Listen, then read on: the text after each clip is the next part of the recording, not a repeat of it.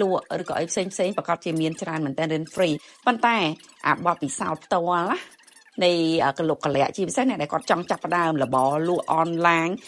ការ live លក់កៅអៅគីបនេះចាចង់បានបទពិសោធន៍ផ្ទាល់ចេញពីអ្នកបរិញ្ញាសម្រាប់ខ្ញុំផ្ទាល់គឺខ្ញុំមានបទពិសោធន៍នៅក្នុងការបរិញ្ញាចា live ថតវីដេអូចាបើយើងគិតជាវគ្គដែលធ្លាប់បើករួមគ្នាជាមួយនឹងគ្រូចាបដិបដាផ្សេងគឺយើងធ្វើបាន5វគ្គហើយនឹង private ប្រហែលក្រុមហ៊ុនដែរអញ្ចឹងឥឡូវនេះនៅក្នុងវិស័យកៅអៅគីប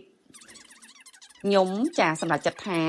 ធ្វើជា clip ដែលមានសំឡេងនិងការរវល់វិលខ្ញាល់ដោយនៅក្នុងវីដេអូនេះជូនបងប្អូនទស្សនាមើលហ្នឹងហើយក៏ស្ដាប់កំដរជាមួយនឹងអ្វីដែលជាគេហៅថារឿងក្នុងចិត្ត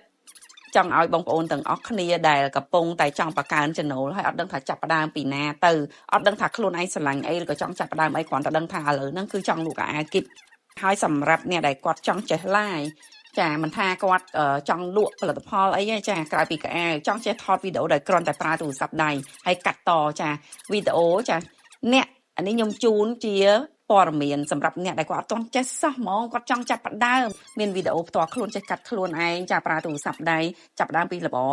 តិចដែលខ្លួនគាត់ថាអាចធ្វើទៅបានណាអាចតំណតំណងចានៅក្នុងការប្រឹក្សាយោបល់ទៅលើការរៀន live ផ្ទាល់ថតវីដេអូកាត់តព្រោះខ្ញុំមានទីតាំងដែលបងប្អូនទាំងអស់គ្នាដែលចង់រៀន live គឺយើងមានកន្លែងនៅក្នុងការអនុវត្តផ្ទាល់ចាអញ្ចឹងសម្រាប់ការរៀនរយៈពេល8ម៉ោងគឺយើងរៀនទៅលើចាមូលដ្ឋានគ្រឹះក៏ដូចជាចំណុចនៃការរៀបចំក្នុងគេហៅថាមុនពេលចាប់ផ្ដើម live ឬក៏ថតវីដេអូកំឡុងពេលនិងក្រោយពេលហើយនឹងក៏បរៀនទៅលើការកាត់តប៉ុន្តែសំខាន់យើងមានកន្លែងអនុវត្តជាក់ស្ដែងចាបន្តបន្ទាប់3ថ្ងៃបន្តបន្ទាប់ទៅលើការ live ផ្ទាល់មានការកែតម្រូវកែសម្រួលនិងអនុវត្តផ្ទាល់ជាក់ស្ដែងទាំងកៅអៅទាំងផលិតផលបើសិនជាស្ម័គ្រចិត្តគឺចង់អនុវត្តផ្ទាល់អញ្ចឹងសម្រាប់ព័ត៌មានបន្ថែម inbox ចាមកឥឡូវគឺខ្ញុំរីករាយស្វាគមន៍ចាទទួលនៅក្នុងថ្នាក់រៀនគឺយើងរៀនចាអាចថាត្រឹមតែ3នាក់ទេយើងទទួលត្រឹមតែ3នាក់តែប៉ុណ្ណោះ